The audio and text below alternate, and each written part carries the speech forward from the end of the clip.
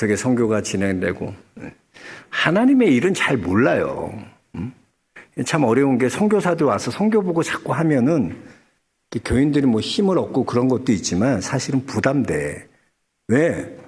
내가 1년 열심히 사역했는데 한 명도 세례 못 줄 수 있다니까? 그렇잖아요. 내가 가서 선교지에서 열심히 사역해서 근데 세례를 한 명도 못 줬어. 그럴 수 있어. 미전도 종족에서. 그럼 뭐예요? 부담이 돼. 교인들이 뭐 장로님들만 와서 이번에 몇번 세례를 줬어요. 교회 얼마나 개척했어요? 뭐 어떻게 했어요? 자꾸 물어보면 그래서 하나님의 일 하는 선교사님들의 마음을 편안하게 해줘요. 그렇다고 그분들이 무슨 사명이 없는 분들도 아니고 하나님 부르셨으면 하나님이 쓰시는 거예요. 그걸 믿고 기도해주고 하나님의 역사가 일어나도록 기다리고 그럼 때가 되면 열매를 맺게 되는 줄로 믿습니다. 한국 교회가 심각해요, 요즘. 한국 교회가 작년에만도 우리 통합 측 교단이 9만 8천 명, 거의 10만 명 가까이 성도 수가 줄어들었어. 이렇게 하다가는 2030년도에는 160만까지 줄어든다는 보고서가 있어요. 지금 우리가 한 220만 돼요. 우리 통합측 교단 220만, 합동축도 한 220만, 비슷해. 장자교단 두 개가 제일 큰 교단이야. 근데 2030년도에는 160만까지 줄어든다는 그런 보고서가 나왔어요. 심각해요, 심각해.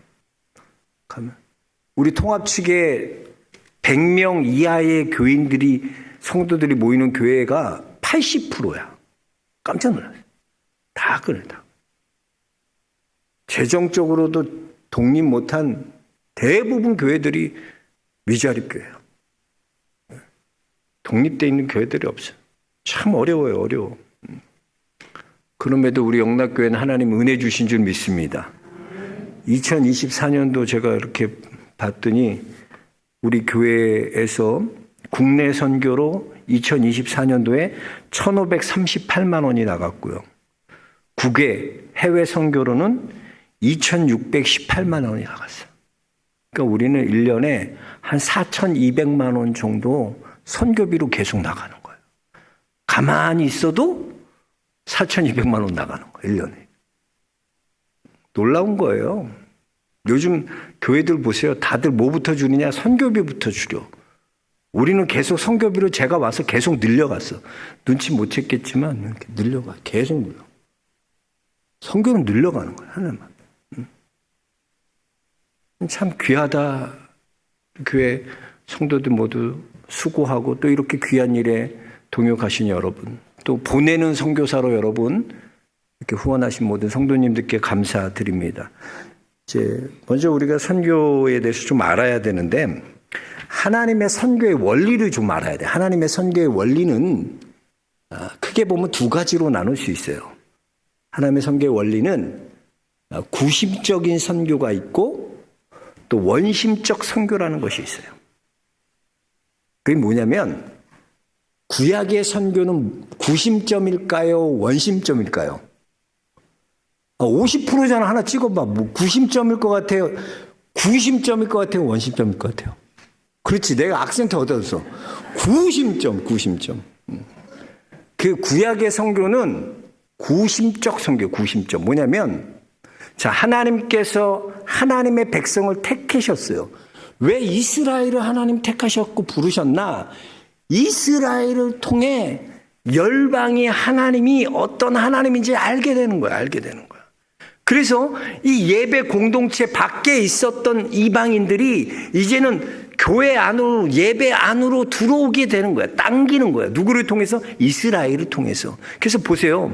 가나안 땅에 갔을 때 여러분 여리고성에 누가 있었어요? 기생 라합이 있었잖아. 근데 기생 라합이 뭐라 그래요? 나는 어떤 하나님을 들었다. 나는 하나님을 들었어요. 어떤 하나님을? 상천하지의 하나님 되신다. 난 그 하나님을 듣고 믿었다는 거야. 누굴 통해? 이스라엘을 통해. 그러니까 여러분 구심점 선교라는 것은 안에서 밖으로 밖에서 안으로 빨아들이는 거 없잖아. 누굴 통해서? 하나님의 백성들. 그래서 보면 이스라엘 백성들을 통해서 그들이, 이방인들이 뭘 알아요? 아, 하나님은 살아계신 하나님이구나. 하나님은 이스라엘 하나님이구나. 그러므로 그들의 예배 공동체 안으로 들어오게 되는 선교, 이것이 구약의 선교였다는 거죠. 그럼 신약의 선교는 뭘까요? 그리고 원심적 선교. 그래서 사도행전 1장 8절에 오직 성령이 너에게 임하시면 너희가 권능을 받고 예루살렘과 온 유대와 사마리아와 땅끝까지 이르러 내 증인이 되리라. 이제는 가라야, 가라. 가는 선교야, 가는 건. 가라, 세상으로 가야 돼. 주님께서 이 원심적 선교는 안에서부터 밖으로 가는 거예요. 그래서 예수 그리스도의 복음을 증거하고 전하는 거예요. 이게 신약의 선교였어요. 그래서 보면 신약의 선교는 어때요? 다 가잖아요. 예수님 제자들 파송하고 또 사도 바울도 선교지를 다니면서 복음을 전하고 가는 거예요. 가는 선교. 우리가 노방 전도가 어떻게 보면 원심적 선교죠. 우리 한 달에 한 번씩 노방 전도 10일 하잖아요. 그럼 뭐예요? 가서 복음을 증거하는 거예요. 자, 그렇다면 우리 현대의 선교는 뭐냐? 이 두 가지 양방향이 융합된 선교가 지금 현대의 선교예요. 그러니까 여러분들이 한 사람 한 사람이 선교사야. 하나님 택한 백성이야. 여러분의 삶의 자리에서 여러분이 하나님이 주신 사명으로 빛과 소금의 사명을 감당할 때 그 이방인들이 믿지 않는 자들이 우리를 보고 예수 그리스도를 알게 되고 우리를 보고 예수 그리스도를 믿게 되는 거, 이게 바로 구심적 선교야. 그러니까 여러분 삶의 자리가 다 있어. 어떤 사람은 저기 직장에 여러분 삶의 자리예요. 거기에서 여러분이 뭐 해야 되나? 구심적 선교를 하는 거예요. 당겨야 돼. 응? 와서 보라. 나를 봐라. 예수 믿으면 이렇게 된다. 예수님 이렇게 함께 하신다. 보여줘. 또 원심적 선교는 뭐예요? 나가야 돼. 자꾸 나가서 때를 얻든지 못 얻든지 주의 복음 전하고 노방 전도한다 그러면 다 모여서 노방 전도하고, 이게 바로 현대에 우리가 증인된 삶을 살아가는 거예요. 그래서 여러분 삶의 자리에서 구심적 선교, 또 원심적 선교, 이 모든 양방향 선교들을 다 감당하는 그런 우리 사명자도 될 수 있게 축복합니다. 자, 그럼 구약에 보면 내가 또 성경학을 공부했잖아. 잘난 체 좀 해야지. 가장 기본적인 거 알려드리는 거야. 구약의 선교의 시작이 뭐냐는 거야. 구약의 선교의 시작. 어떤 게 선교의 시작이냐.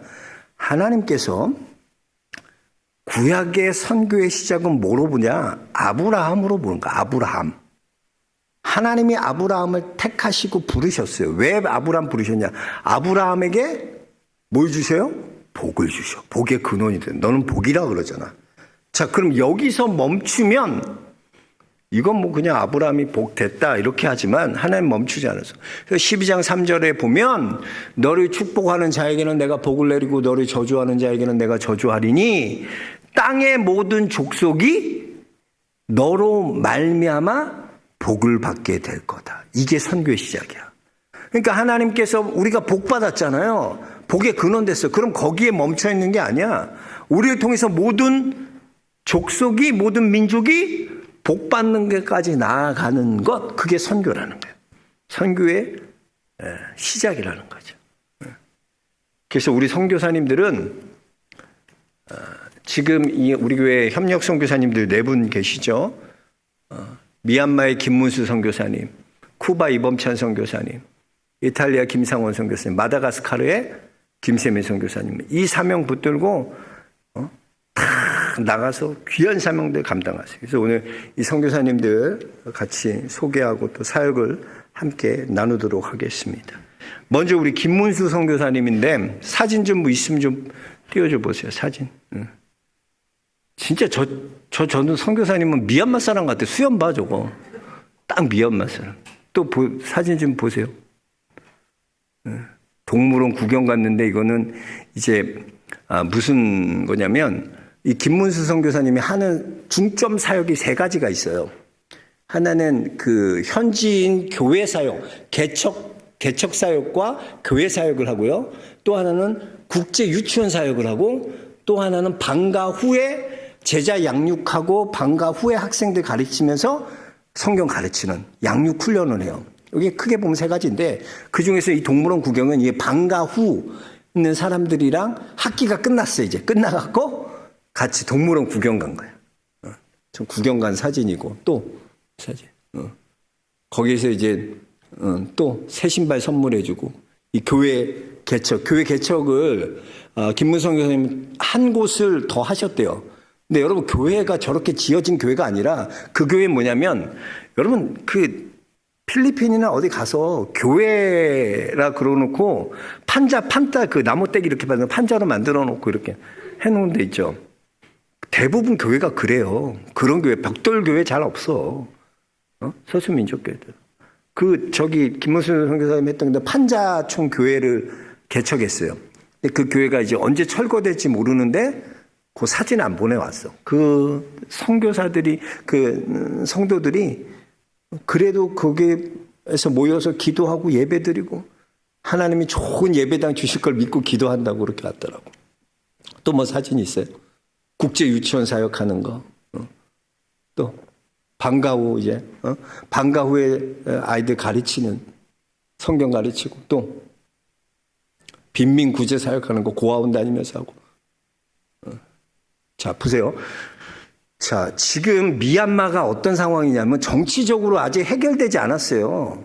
굉장히 정치적으로 안 돼요. 지금 영상 40도까지 올라간대. 근데 놀라운 건 뭐냐면 미얀마가 그 전기가 4시간 들어오고 8시간 전기가 나간대. 양곤도 시내도 그래. 그 전기가 고장이 많이 나는 거야, 고장이. 4시간 전기가 들어왔다 8시간 나가니까 고장이 많이 나. 그 날씨가 이렇게 더우니까 나이 든 열악한 성도들이 병에 많이 걸려요. 그래서 3월달 한 달간 김문수 선교사님이 뭐 했냐면 대신방 했대. 거기도 춘계 대신방. 그래서 현지인 선교사님, 사역자랑 같이 가서 기도해주고, 또 약품도 전달해주고, 또 식품, 먹을 것도 주고 가서 그런 일들을 감당했다. 참 귀한 일이죠, 김문수 선교사님. 기도해주고 그런 사역을 3월 달에 대신방처럼 거기도 대신방을 갔다는, 대신방 했다는. 근데 참 거기 아주 기도 제목이 있는데, 김문수 선교사님 그 큰아들이 동윤이거든요. 동윤인데 걔가 엄청 까부지. 근데 그 한인교회에 놀러 갔다가 그 애가 높은 데서 떨어진 거야. 근데 떨어져가지고 여기 팔꿈치 위를 수술했어요. 근데 팔이 굽혀지질 않는 거야. 애가 어린데. 펴지지도 않고. 그 애가 기형이 돼서 팔이. 근데 이게 어떻게 될지 몰라, 아직 지금. 그걸 위해서 지금 기도하고 있어요. 우리 김문수 선교사님 기도 제목 좀 같이 읽겠습니다. 부러진 동윤이의 팔이 잘 치료되고 어떠한 후유증도 남지 않도록 어수선한 전국 가운데 선교사 가정과 건강을 지켜주시도록 마음을 함께하는 선교사의 동역자들과의 만남의 축복을 허락해 줄 수 있도록, 또 앞에서도 낙심하지 않고 아버지를 의지하며 정복할 수 있도록 현지 교회와의 목회자 성도들의 믿음과 삶을 인도해 주시도록 하는 모든 사역들 가운데 아름다운 열매를 맺는 진전이 있도록 치료에 필요한 모든 사람들과 물질적인 것들이 채워질 수 있도록, 우리 김문수 선교사님 여러분 기도 제목 기억하시고 우리 김문수 선교사님 위해서 늘 기도해 주세요. 김문수 선교사님 참 귀한 일 하고 있어요. 제가 엊그제 전화를 했더니 그 미얀마에 7.7의 강진 났었잖아요. 그래서 걱정돼서 했더니 목사님 저희는 좀 떨어진 곳이 멀어가지고 괜찮습니다. 직접적인 피해는 없다 그러더라고요.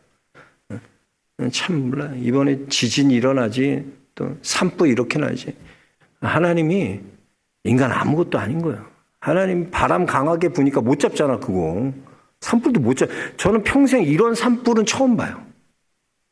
처음 봤어요. 이렇게 산불이 일주일 넘게 쭉 가서 이렇게 된다는 게 상상도 못해. 어떻게 그런 일이 일어날까?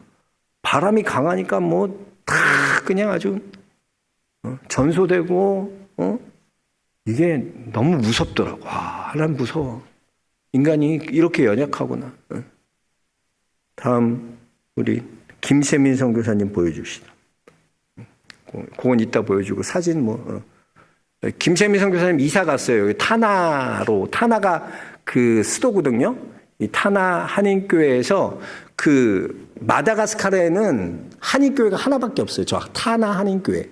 거기에서 이제 한 달 동안 5월 달에도 또 저곳에서 한 달 동안 저쪽 교회에서 설교하고 또 교회를 섬기는 사역하고 있고 또 사진 몇 장 있었는데 이게 뭐냐면 그 저번에 제가 수요예배도 말씀드렸지만 그 마다가스카르에서 그 김창렬 선교사님이랑 그 사위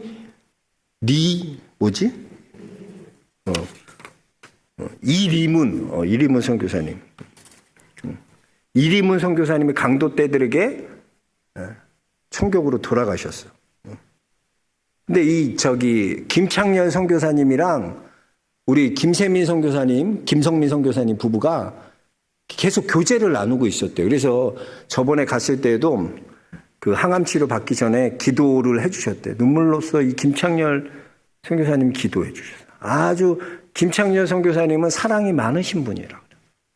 김창렬 선교사님이 사역하는 데가 수도에서 4시간 떨어진 곳이래요. 그 무라망가라는 곳에서 사역하고 계셨는데 이제 강도 때가 온 거예요.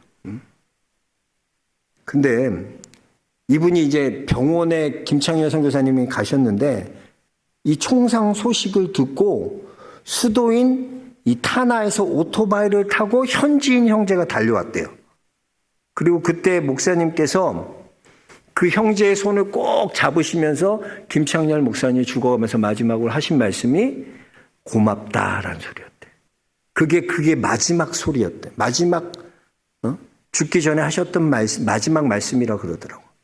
그러니까 현지인 손에서 총과 몽둥이에 돌아가셨는데 돌아가시면서 또 다른 현지인에게는 고맙다고 하신 말씀. 근데 김세민 선교사가 그거 들으면서 그걸 보면서 참 자기가 도전과 위로와 은혜를 많이 받았다는 거예요. 마치 예수님께서 가상 7원의 십자가상에서 아버지여 저들의 죄를 용서하여 주옵소서. 저들은 저들이 하는 것을 알지 못하나이다. 이렇게 기도했던 것처럼 이분이 그렇게 생각돼요. 더 놀라운 건 뭐냐면 이 따님 되는 이 김창렬 목사님, 그러니까 이리문 집사님의 아내죠. 이리문 집사님이란다. 이리문 선교사님 아내 되시는 김효순 선교사님이신데 이분이 그 남편과 아버지가 그렇게 순교했는데도 불구하고 피 흘림이 없이는 죄사함이 없다고 하시면서 본인도 그 지역에 계속 사역을 하겠다 그래요. 그래서 위로하러 갔대요. 김효순 선교사님, 김세민 선교사님, 김성민 선교사님 가서 위로하려고 갔는데 그 얘기를 하시는 거예요. 피 흘림이 없이는 죄사함이 없습니다.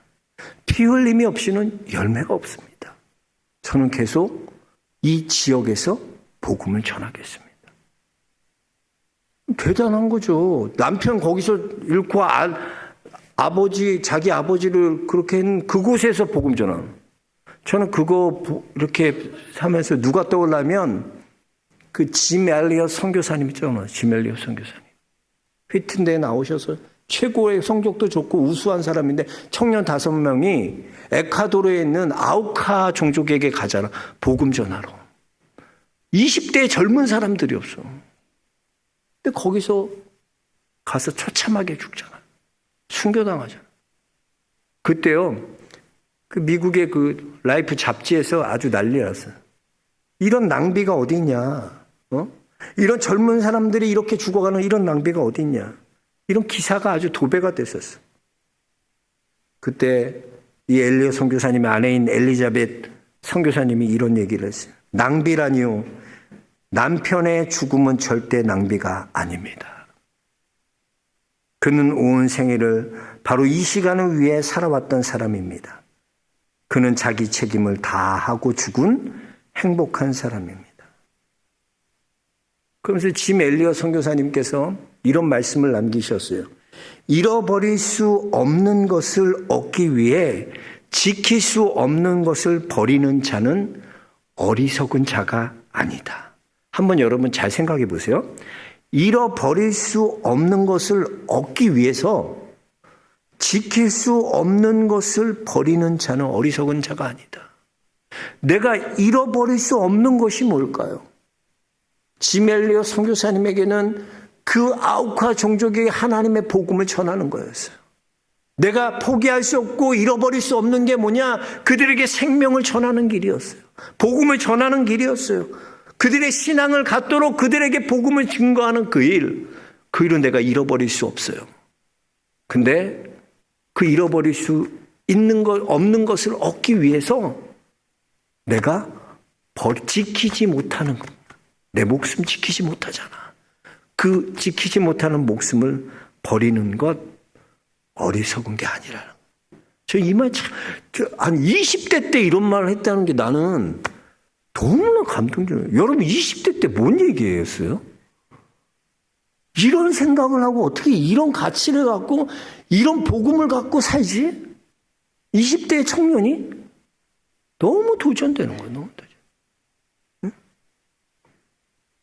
지금 이제 김세민 선교사님, 김성민 선교사님 이번에 건강 검진 받더니 암 때문에 유방암 때문에 저 고생했잖아요.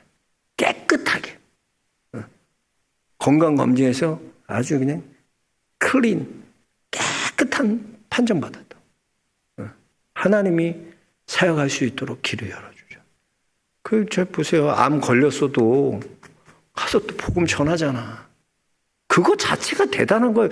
여러분 그럴 수 있을 것 같아요. 여러분이 우리가 내가 암 걸려서 유방 걸렸는데 한국 와서 치료받고 막 이러고 싶지. 안 된다고 나 가야 된다고 보면 얼마나 그 김성민 선교사 그랬어.